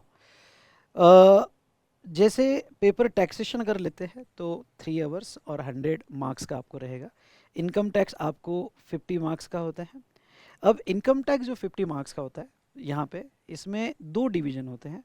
Division A multiple choice questions, और यहाँ पे मल्टीपल चॉइस क्वेश्चन में ये जो एमसीक्यू क्वेश्चंस होते हैं, इसमें कुछ स्टूडेंट से मिस्टेक ये हो जाती है कि जो भी आपका करेक्ट आंसर होगा, ओके, जैसे इनकम टैक्स में डिवीजन ए जो आपको रहेगा करेक्ट आंसर होता है, तो उसके लिए आपको ओएमआर शीट मिलती है, तो उसमें आपको टिक करना होता है। बहुत से स्टूडेंट से मिस्टेक क्या हो जाती है कि वो जो है डिस्क्रिप्टिव जो आंसर शीट मिलती है उसमें वो ए बी सी डी लिखते हैं। हाँ, ये मिस्टेक होती है, तो इस बात का आपको ध्यान रखना है कि डिस्क्रिप्टिव आंसर शीट में आपको एमसीक्यू के आंसर्स नहीं लिखना है, ओएमआर शीट मिलती है उसमें आपको टिक करना है।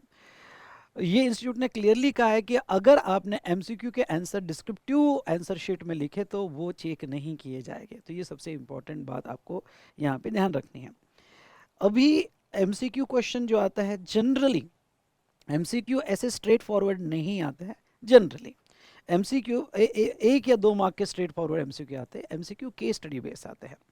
जैसे यहाँ पे इनकम टैक्स आप देखोगे तो इनकम टैक्स में ये केस स्टडी है, और ये जो केस स्टडी ये दी गई है इसके बेस पर उन्होंने एमसीक्यू क्वेश्चंस पूछे, जैसे आरटीपी में हमने सॉल्व किया, और आरटीपी में एमसीक्यू बेस्ड क्वेश्चंस जो किस तरह से पहले केस स्टडी देखा और उसके ऊपर क्वेश्चंस पूछे हैं, उस तरह से आपको होते हैं, जिसमें कैलकुलेशन पार्ट वगैरह सब कुछ होता है।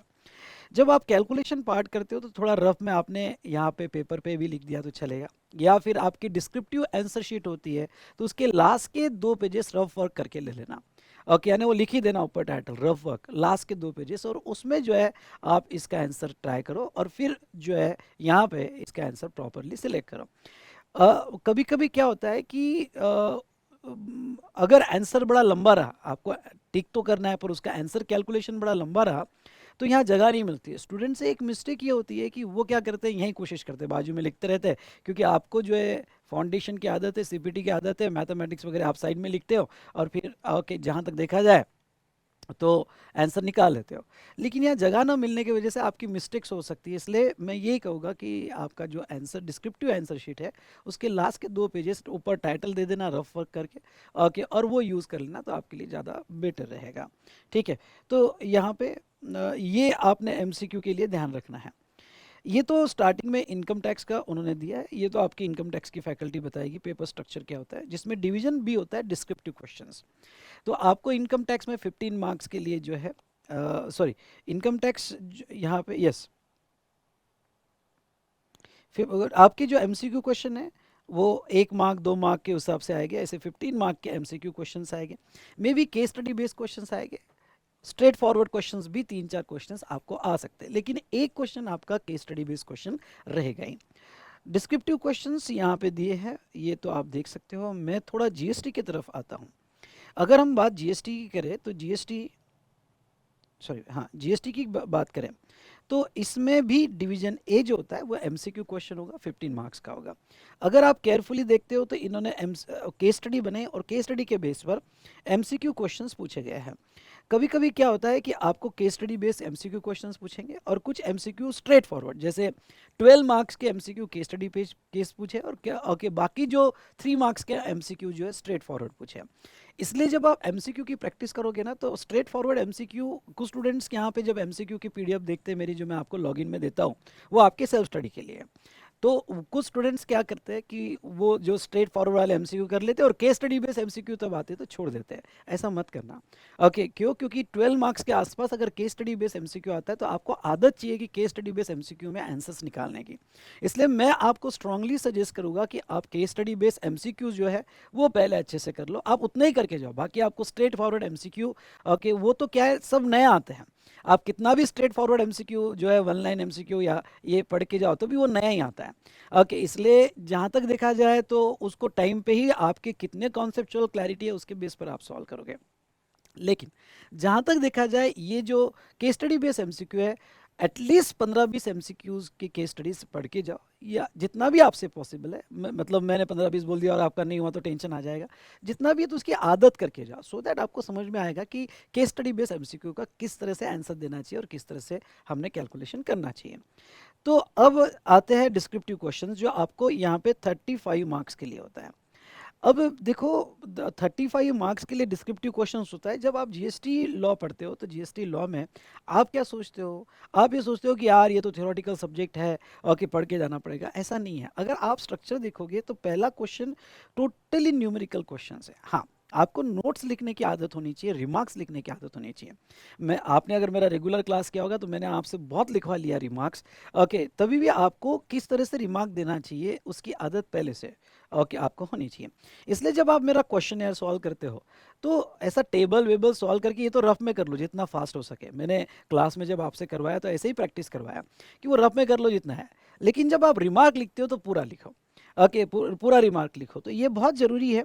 आप यहाँ पे पहला क्वेश्चन जो आएगा, क्वेश्चन नंबर 1, अब देखो ये ख्याल रखना, क्वेश्चन नंबर 1 आपका कंपलसरी आएगा, आपको ऑप्शन नहीं रहेगा। क्वेश्चन नंबर 1 कंपलसरी आएगा, यही पैटर्न रहेगा। और attempt any 2 questions out of remaining 3। तो जो रिमेनिंग 3 है उसमें से 2 क्वेश्चंस आपको सॉल्व करने हैं और एक क्वेश्चन आपको ऑप्शन मिल जाता है। अब आपने आपका एक सवाल हो सकता है कि जब सर जब हम पेपर सॉल्व करने जाएंगे तो क्या हमें पहले जीएसटी सॉल्व करना है? तो कर सकते हो, बिल्कुल कर सकते हो। आप पहले जीएसटी खत्म कर सकते हो, बाद में इनकम टैक्स खत्म कर सकते हो, उसमें कोई दिक्कत नहीं है। दोनों की आंसर शीट्स आपको अलग अलग मिलेगी।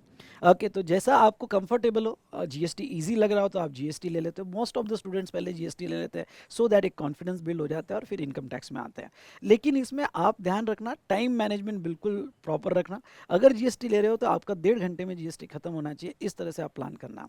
अब देखो यहाँ पे आ, आपको एक क्वेश्चन ऑप्शन मिल जाता है, इसलिए क्वेश्चन नंबर 1 जो है ये तो बाद में, ये तो कंपलसरी है, इसलिए इसको पढ़ने में पहले टाइम वेस्ट मत करना।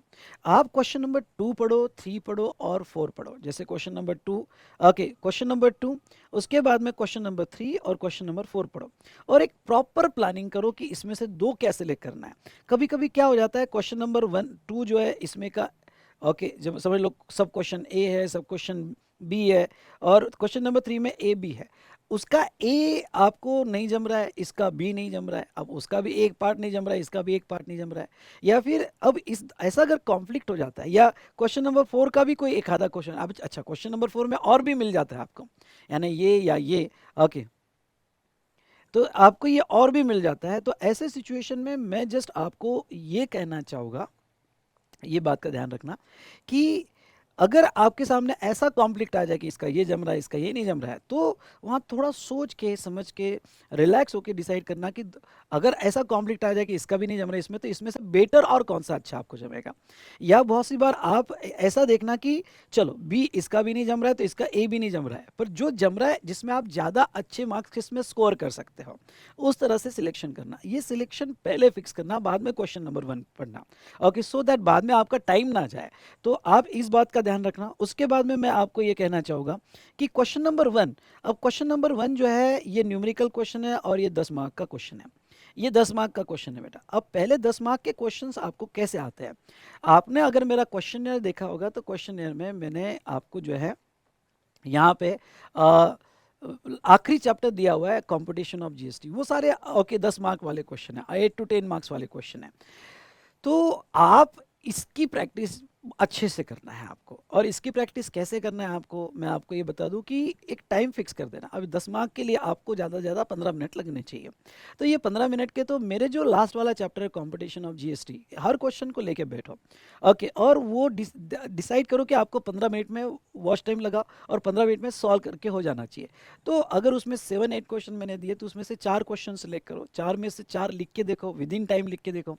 अगर आप ये प्रैक्टिस करके जाते हो तब जाके वो एग्जाम में आपका हाफ आवर में कंप्लीट होता है। तो इस पे आपकी अच्छी प्रैक्टिस होनी चाहिए। ओके, तो ये मॉक टेस्ट पेपर है बेटा। ये मॉक टेस्ट पहले आप जो है अपना रिवीजन कर लो और फिर मॉक टेस्ट पेपर के क्वेश्चन ट्राई करो 15 मिनट्स में होते हैं क्या। ये जितना प्रैक्टिस करोगे, हो सकता है आपके 20 मिनट्स लग जाए, 25 मिनट्स लग जाए, हाफ आवर लग जाए। डरना मत, डरना मत। मैं आपको एक लाइन में बता देना चाहता हूँ कि अब डरने के लिए, डर के लिए भी टाइम नहीं है आपके पास, डरने के लिए भी टाइम नहीं है। ओके, तो जब भी डर ऐसा लगे तो उसको कहो कि भाई तेरे लिए भी अब मेरे पास टाइम नहीं है। इसलिए बिल्कुल अगर आधी घंटा भी लग रहा है तो कोई प्रॉब्लम नहीं, लेकिन आप इस डर से प्रैक्टिस ही नहीं करोगे कि यार ओके आधी घंटा लग रहा है मैं क्या करूँ, ओके छोड़ दो, मैं नहीं, ऐसा नहीं करूँगा। मत करना है ऐसा। ओके, एटलीस्ट 3-4 क्वेश्चन सॉल्व करने करके देखो। आधी घंटा है तो लगने दो आधी घंटा।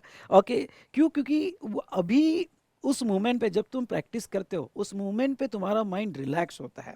ओके, तो उस मोमेंट पे आप कितना भी कोशिश करो तो भी वो फास्ट नहीं जाता है, लेकिन एग्जाम के वक्त आपका माइंड थोड़ा फास्ट होता है।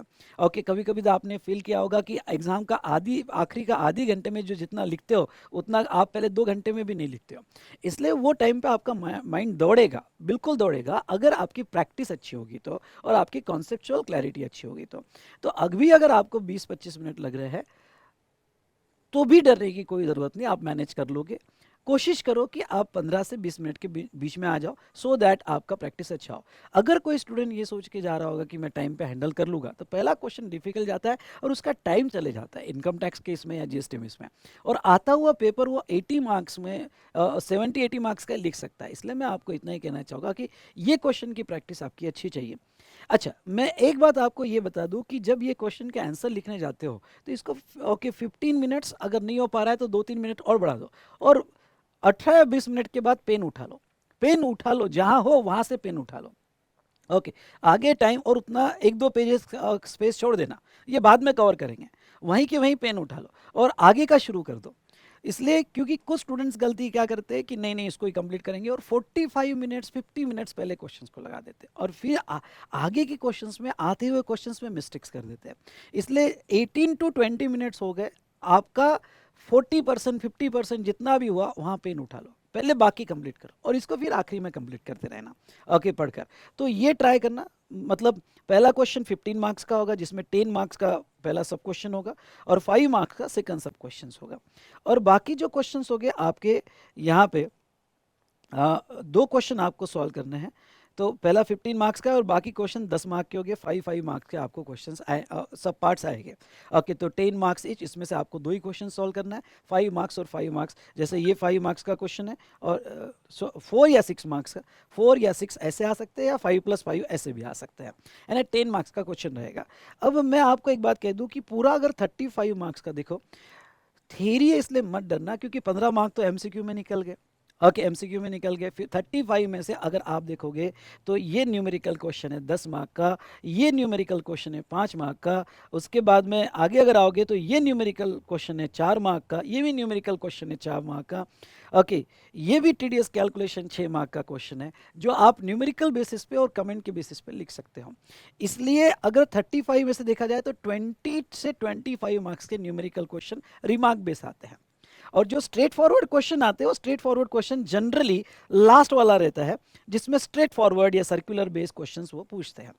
तो मैं आपको स्ट्रांगली सजेस्ट ये करूंगा कि आप जो है यहाँ पे ये जो है थ्योरी को ज़्यादा टेंशन मत लेना, न्यूमेरिकल क्वेश्चंस के फॉर्मेट कैसे होते हैं, रिमार्क्स कैसे होते हैं, उसके ऊपर ज़्यादा वेटेज देना। तो चलिए, ये पेपर स्ट्रक्चर मैंने आपको बताया मॉक टेस्ट पेपर के बेस पर।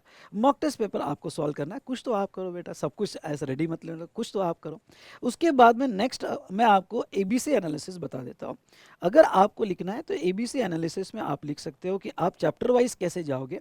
ओके, और आपको एग्जाम के पीरियड में अच्छा खासा छुट्टी होगा, तो आपको भी प्रॉपरली डिसाइड करना है कि किस तरह से अगर आपको इन बिटवीन 3-4 दिन छुट्टी आ रही होगी, क्योंकि इस बार इलेक्शन की वजह से इन बिटवीन गैप अच्छा खासा रखा है, तो 3 घंटे का अब आपको चांस है, तो कोई पास एग्जामिनेशन क्वेश्चंस लेके, जैसे आपका पूरा रिवीजन हो जाता है, टाइम वेस्ट मत करना, तो पास एग्जामिनेशन का एक आधा क्वेश्चन पेपर लेके 3 घंटे का टाइम देख के लिख के जरूर देखना, तो वो आपको हेल्प करेंगे। तो ABC एनालिसिस में जो आपको क्वेश्चन पूछे जाते हैं, जिसमें आप लिख लो वैल्यू ऑफ सप्लाई, ये एक चैप्टर होता है जिसके ऊपर कंटिन्यूअस मिक्स क्वेश्चन पूछे जाते हैं ITC के साथ, एग्जाम्पशन के साथ। दूसरा वैल्यू ऑफ सप्लाई, इस बार प्लेस ऑफ सप्लाई जो है, ओके, वेरी वेरी इंपॉर्टेंट। आपको आउट ऑफ, मैं आपको कह देता हूँ 35 में से 7 to 8 marks place of supply पे आएंगे, इसलिए प्लेस ऑफ सप्लाई ये चैप्टर पढ़ के जाना, और 5 मार्क TDS पे आ जाएंगे। मेरे तरफ से 12 मार्क्स ले लो आप। ओके, जिसने रट्टा मार दिया प्लेस ऑफ सप्लाई और TDS TCS पे, तो 10 से 12 मार्क्स ले लो आप। ओके, बाकी सारे चैप्टर 25 मार्क्स में खेलना। ओके, लेकिन प्लेस ऑफ सप्लाई और TDS TCS अच्छे से करके जाना। तो place of supply, TDS and TCS, okay, ये अच्छे से करके जाना। उसके बाद में जहाँ तक देखा जाए तो मैं आपको कहूँगा एग्जम्पशन ये चैप्टर पे कभी कभी अच्छे क्वेश्चंस पूछ लेते हैं। उसके बाद में ITC तो आपको पता है फेवरेट चैप्टर इंस्टीट्यूट का। रजिस्ट्रेशन, अगर आप मेरा क्वेश्चन यार देखते हो और एग्जामिनेशन क्वेश्चन का सीक्वेंस देखते हो, तो ज़्यादा क्वेश्चन रजिस्ट्रेशन में आए हैं। ये भी चैप्टर एक क्वेश्चन आता ही है, यानी मैं अगर आपको 3 चैप्टर निकाल के दूँ जो 15 मार्क्स के लिए पूछे जा सकते हैं, कभी कभी 20 मार्क्स के लिए पूछे जा सकते हैं आपके एग्जाम में, तो आउट ऑफ 35 40 to 50% क्वेश्चन जो इस बार आएंगे, मैं आपको लिख के दे देता हूँ, रट्टा मार लेना place of supply, TDS TCS और रजिस्ट्रेशन। ITC तो ठीक है, ITC से पूछा ही जाएगा, लेकिन ये 3 चैप्टर ऐसे कि जिसमें 15 to 20 मार्क्स के क्वेश्चन आपको पूछेंगे। उसके बाद में टैक्स इनवाइस आप प्रायोरिटी A में रखो। उसके बाद में अगर हम देखें B, तो B में सप्लाई। अब क्या होता है, जब भी आप पढ़ने बैठते हो तो पहला चैप्टर जो होता है वो सप्लाई होता है, तो पहला चैप्टर सप्लाई, ओके, तो उसमें टाइम लगा देते हो। नहीं नहीं नहीं, अब आप जब रिवीजन और पढ़ने बैठोगे तो पहले ये चैप्टर खत्म करो भाई। इसमें भी मैं आपको बता दूं, पहले प्लेस ऑफ सप्लाई, दूसरा TDS TCS, और तीसरा, ओके, यहाँ पे जहाँ तक देखा जाए तो ITC, ओके, तीसरा registration, ITC, okay, tax invoice. Okay, पर ये चैप्टर ना POS TDS TCS आप खत्म करना, इस बार क्वेश्चन आएगी। फिर सप्लाई तो आपको नींद में भी याद आएगा, इसलिए सप्लाई बाद में लो। ओके, उसके बाद में CL, composition levy, time of supply, इसके बाद में accounts and e way bill. Generally e way bill पे वो, हाँ, ई वे बिल में सेकंड इसमें क्यों कह रहा हूँ, क्योंकि जो लास्ट क्वेश्चन रहता है उसमें ई वे बिल का क्वेश्चन रहता है, क्वेश्चन नंबर 4 में, तो ई वे बिल का क्वेश्चन रहता ही है मोस्टली, आज तक मैंने देखा है। ई वे बिल भी अगर करके जाओ तो वो क्वेश्चन जम जाता है, लेकिन वो ऑप्शन में भी छूट सकता है, लेकिन पढ़ के जाना चैप्टर बहुत ईजी चैप्टर है, एटलीस्ट मेरा क्वेश्चन है तो भी पढ़ के जाना। और रिटर्न, ओके, रिटर्न इधर आपने रखा तो भी चलेगा। और प्रायोरिटी C में RCM, हाँ, RCM में प्रायोरिटी C में मतलब ये चैप्टर इंपॉर्टेंट अनइम्पॉर्टेंट है ऐसा नहीं है, आपकी ये रिवीजन की सीक्वेंस बता रहा हूँ, चैप्टर तो पूरा आपको सिलेबस पढ़ के जाना है। पर RCM क्या करना, RCM पढ़ते वक्त क्या है कि मेरा चार्ट टेबल देख लिया चार्ट बुक से फटाफट, एक RCM को तो ऐसा रखना कि पढ़ते जाना, एक एक घंटे में वो बार बार रिवाइज करना, और एग्जाम के 1 घंटे पहले ताजा ताजा पढ़ के जाना। RCM चीट बना के मत जाना, RCM। फिर इंट्रोडक्शन ऑफ GST जो पहला चैप्टर था, और पेमेंट ऑफ टैक्स। ओके, तो बेटा ये कुछ चीज़ें जो है आपको एबीसी एनालिसिस में मैंने स्ट्रक्चर बता दिया है। ओके, और मैं लिख के दे देता हूँ दोस्तों, इस बार जो है place of supply, TDS, TCS, okay, और रजिस्ट्रेशन, इन 3 चैप्टर पे आउट ऑफ 35 40% का सिलेबस रहेगा। मतलब क्या हुआ? तो मतलब ये हुआ कि 35 में से आपको 15 मार्क्स के क्वेश्चन इन 3 चैप्टर पे हो गए। तो ये पहले अच्छे से करके चले जाना दोस्तों आपने। तो चलिए दोस्तों, ये हमने देखा कि आपका एबीसी एनालिसिस कैसे होना। आई होप मेरा गाइडेंस आपको जरूर हेल्प करेगा। ओके, चलिए, मॉक टेस्ट पेपर जरूर लिख के ट्राई करो। टेस्ट सीरीज जितना दे सकते हो दो, राइटिंग प्रैक्टिस आपकी अच्छी हो जाएगी। तो इस तरह से हमने जो है यहाँ पे देखा कि आपको कैसे पढ़ना चाहिए। चलो, अब मैं आपको थोड़ा यहाँ पे गाइड करना चाहूँगा कि आपका अप्रोच कैसे होना चाहिए एग्जाम पर्पज़ के लिए। दोस्तों, मैं बस ये बताना चाहूँगा कि मेरा एक्सपीरियंस आपके साथ शेयर करना चाहूँगा। जब मैं एग्ज़ाम ऐसे नज़दीक आती थी, तो देखो, टेंशन तो आएगा ही, स्ट्रेस आएगा ही, उससे आप नहीं बच सकते। पहले मैं भी बहुत परेशान होता था कि यार ये टेंशन क्यों आ रहा है, स्ट्रेस क्यों आ रहा है, उसमें से पढ़ाई नहीं हो रही। लेकिन जिस दिन मैंने एक्सेप्ट कर लिया ना कि ये रहेगा ही, चाहे कुछ भी कर लो ये रहेगा ही, ओके, तो मैं बहुत रिलैक्स हो गया और रिलैक्स मूड से मैं पढ़ने लग गया कि भाई ठीक है, ये रहेगा मेरे साथ। अपना दोस्त मान लो उसको कि भाई ये दोस्त है, रहेगा मेरे साथ, उसके बिना मैं आगे बढ़ ही नहीं पाऊंगा। आप इंडिया की ऐसी टफेस्ट एग्जाम दे रहे हो जिसकी एक डिग्निटी है। अगर ये एग्जाम में स्ट्रेस नहीं होता, टेंशन नहीं होता, तो भाई साहब फिर तो बीकॉम हो जाता। ओके, इंडिया की टफेस्ट एग्जाम दे रहे हो आप, जिसकी एक अलग ही डिग्निटी है। आज भी किसी का कि ये सीए है तो आंखें खड़ी हो जाती है कि भाई अच्छा पढ़ा होगा, इसने स्ट्रेस हैंडल किया होगा, टेंशन हैंडल किया होगा। तो दोस्तों, मैं जस्ट आपको ये कहना चाहूँगा कि अब इस टाइम के दौरान स्ट्रेस और टेंशन के साथ आपको किस तरह से पढ़ना है। और पहली बात तो आपको ये बता दूं कि जो भी आप सोशल मीडिया पे 2-2 मिनट 3-3 मिनट के जो है आप ये जो मोटिवेशन देखते हो, ये टेम्पररी सेटिस्फैक्शन है। टेम्पररी सेटिस्फैक्शन है, क्योंकि आप जो है अभी इस मोमेंट पे जो है एक मैजिकल छड़ी चाहते हो कि भाई ऐसा कुछ छड़ी मिल जाए हाथ में, ऐसी कोई स्टिक मिल जाए कि ऐसे घुमा दिया कि सिलेबस खत्म हो जाए, सब याद रह जाए, सब याद हो जाए। और ये साइकोलॉजी के साथ खेला जाता है। आपको जो है ना, आप जो ऐसे स्क्रॉल करते हो, हाँ ये मोटिवेशन, फिर ये मोटिवेशन, फिर ये मोटिवेशन, कोई शॉर्टकट बता रहा है, कोई पढ़ रहा है, कोई बता रहा है ये पढ़ लो, ये पढ़ लो, ये पढ़ लो, ये पढ़ लो, खत्म हो गया, फिर हाँ और मोटिवेशन। क्यों? क्योंकि आपके मन में इतना अनसेटिस्फैक्ट्रीनेस भरा हुआ है। क्यों अनसेटिस्फैक्ट्रीनेस भरा हुआ है? क्योंकि आपकी पढ़ाई पूरी हुई नहीं। आपको चाहिए एक मैजिकल स्टिक, और वो मैजिकल स्टिक जो आपको ये बताए कि फटाफट फटाफट ये कर लो, ये कर लो, ये कर लो, ये कर लो। ठीक है, मतलब वो उसने जो बताया वैसे ही फंस गया। अब इंडिया की टफेस्ट एग्जाम में अगर बाय चांस वैसा फंस गया तो ठीक है, अदरवाइज नहीं फंसा तो क्या करोगे? नहीं फंसा तो क्या करोगे? इसलिए ये सारी चीज़ों से ज़्यादा अपने आप पे कॉन्फिडेंस रखो कि भाई ऐसा कॉन्फिडेंस रखो, मैं अपना पढ़ते जाऊँगा।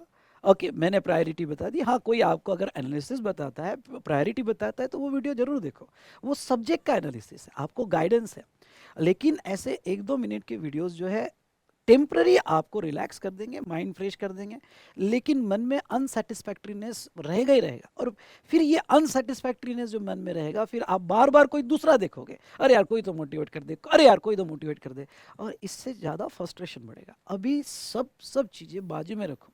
मैं आपको कहूँगा कि सोशल मीडिया मत देखो। हाँ, कोई अगर फैकल्टी का एनालिटिकल वीडियो अच्छा मिलता है आपको, ओके, उसने प्रॉपर एनालिसिस करके दिया जैसे अभी हमने देखा, तो वो जरूर देखो जो आपको इंसाइट दे, जो आपको डायरेक्शन दे। ओके, जो आपको डायरेक्शन दे। ठीक है। तो दोस्तों, मैं इतना कहना चाहूँगा कि टेंशन उसको ही आता है, स्ट्रेस उसको ही रहता है जो अपने फ्यूचर लाइफ के बारे में कॉन्शियस रहता है, क्योंकि उसको डर है यार, मैं नहीं हो पाया तो क्या होगा। तो ये पॉजिटिव साइन है, ये निगेटिव साइन नहीं है। इसलिए ओके, इसको दो समझ के चलो। हाँ, इसमें आप एक काम कर सकते हो, इसमें ओके, टेंशन और स्ट्रेस को ख़त्म तो नहीं कर सकते, लेकिन कम करने के लिए पॉजिटिव थॉट रखो। पॉजिटिव थॉट कुछ ऐसे रखो कि भाई मैं एग्ज़ाम तक पढ़ते रहूँगा और मुझे अभी टेंशन के लिए भी टाइम नहीं है, ओके, डरने के लिए भी टाइम नहीं है। इसलिए आप जो है, कभी कभी क्या होगा कि आप आंसर देखते वक्त कोई ऐसी ट्रिकी एडजस्टमेंट्स है जो आपको हाँ, अब देखो, पॉजिटिव में एक एग्जांपल आपको बता दो कि कोई ऐसी ट्रिकी एडजस्टमेंट है जो आपको एकदम डरा दिया उसने कि यार ये तो मैंने सोचा ही नहीं था, और ये ऐसा करना पड़ता है, एग्जाम में आ गया तो मैं क्या करूँगा। वो डर टेंशन को शूट कर देगा और पूरा दिन खराब कर देगा आपका। ओके, वो स्ट्रेस इतना बढ़ा देगा कि पूरा दिन खराब कर देगा। तो इस वक्त अपने आप को संभालो। इस वक्त आप अपने आप को ये कहो कि ठीक है, मैं अभी कोशिश कर रहा हूं ना, और समझ लो ये आ गया तो चलो मैं तो क्लियर हो गया, ये आ गया, और इसके अलावा कोई और ऐसा आया कि जो आपने कभी एक्सप्लोर नहीं किया होगा, आपने कभी वो देखा नहीं होगा, तो भाई साहब मैं 40 का ही लिखूंगा पेपर, बस 10 मार्क ऐसी चीजों के लिए छोड़ दिए। 40 में से 35 क्यों नहीं, 40 में से 35 क्यों नहीं, अपने आप को पूछो। तो जब भी ऐसी एक दो चीजें आती है, क्योंकि आप मॉक टेस्ट पेपर देखोगे ना तो आपको समझ जाएगा, आप पढ़ते हो इतना समुंदर जितना पढ़ते हो, और पूछा जाता है इतना छोटू सा पानी, हाथ में पानी, समुंदर जितना पढ़ते हो। तो जब आप ये देखोगे कि ठीक है ना यार, हर हर एडजस्टमेंट ऐसी टफ नहीं आएगी, टफ नहीं आएगी, अगर आ भी जाता है तो ठीक है यार, बाकी 40 में से 35 क्यों नहीं। ऐसी छोटी छोटी बातों पे पॉजिटिव थॉट्स को कलेक्ट करो, क्योंकि जितने आप पॉजिटिव थॉट्स को कलेक्ट करोगे उतना निगेटिव थॉट्स ऑटोमेटिक कम होंगे, वो जाएंगे नहीं। अगर आप ये सोचोगे कि निगेटिव थॉट्स चले जाना चाहिए, और चले जाने के लिए आप जो है ओके इंस्टा देख रहे हो, आप जो सोशल मीडिया देख रहे हो, आप जो है एक एक दो दो मिनट के मोटिवेशन देख रहे हो, टेम्पररी जाएंगे, पर टेंशन डबल स्पीड से आएगा अगर आपका टाइम वेस्ट हो गया तो, डबल स्पीड से आएगा। इसलिए ओके आप अपने खुद टीचर हो, आप अपने खुद पॉजिटिव थॉट्स को डेवलप करो।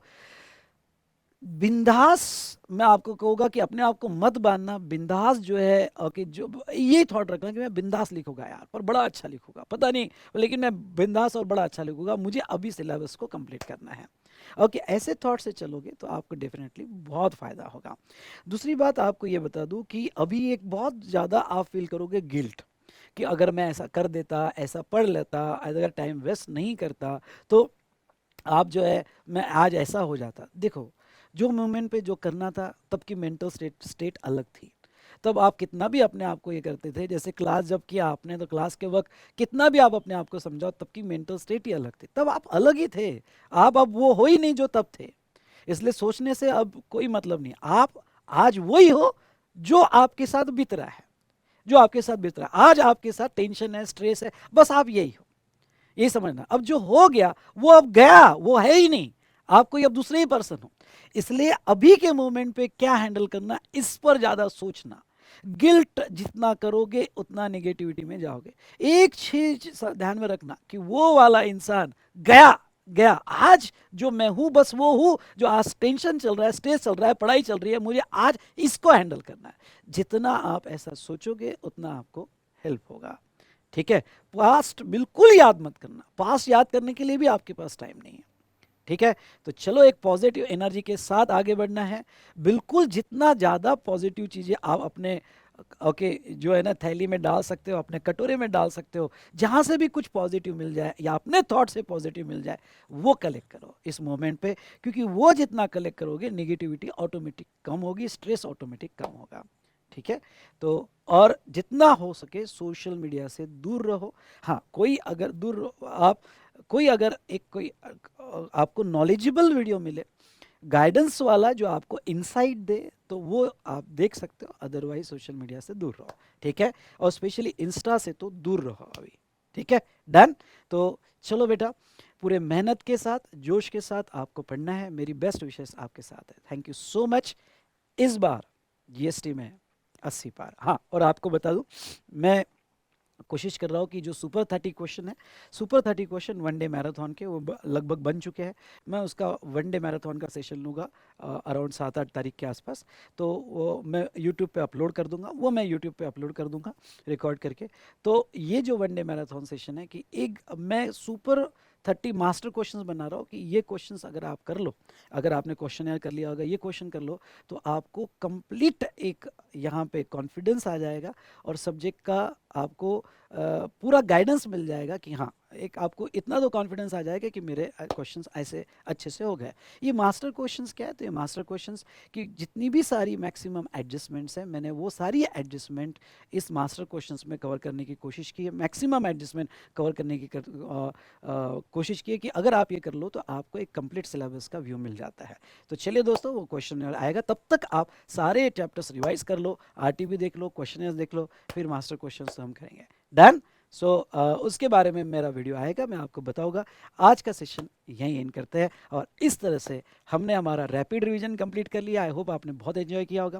क्वेश्चनर का मैंने सारा आपको डिस्क्रिप्शन में लिंक दिया हुआ है, क्वेश्चनर भी आपने मेरे साथ कंप्लीट कर लिया होगा। और आज हमारी आरटीपी खत्म हुई, और इस तरह से हमारा रैपिड रिवीजन 4.0 खत्म हुआ। Thank you so much, all the best. पर मैं आपके साथ हूँ, और एग्जाम के आखिरी दिन तक आपके साथ रहूँगा, डरो मत। ओके, कोई है जो तुम्हारा ख्याल रख रहा है। Thank you so much.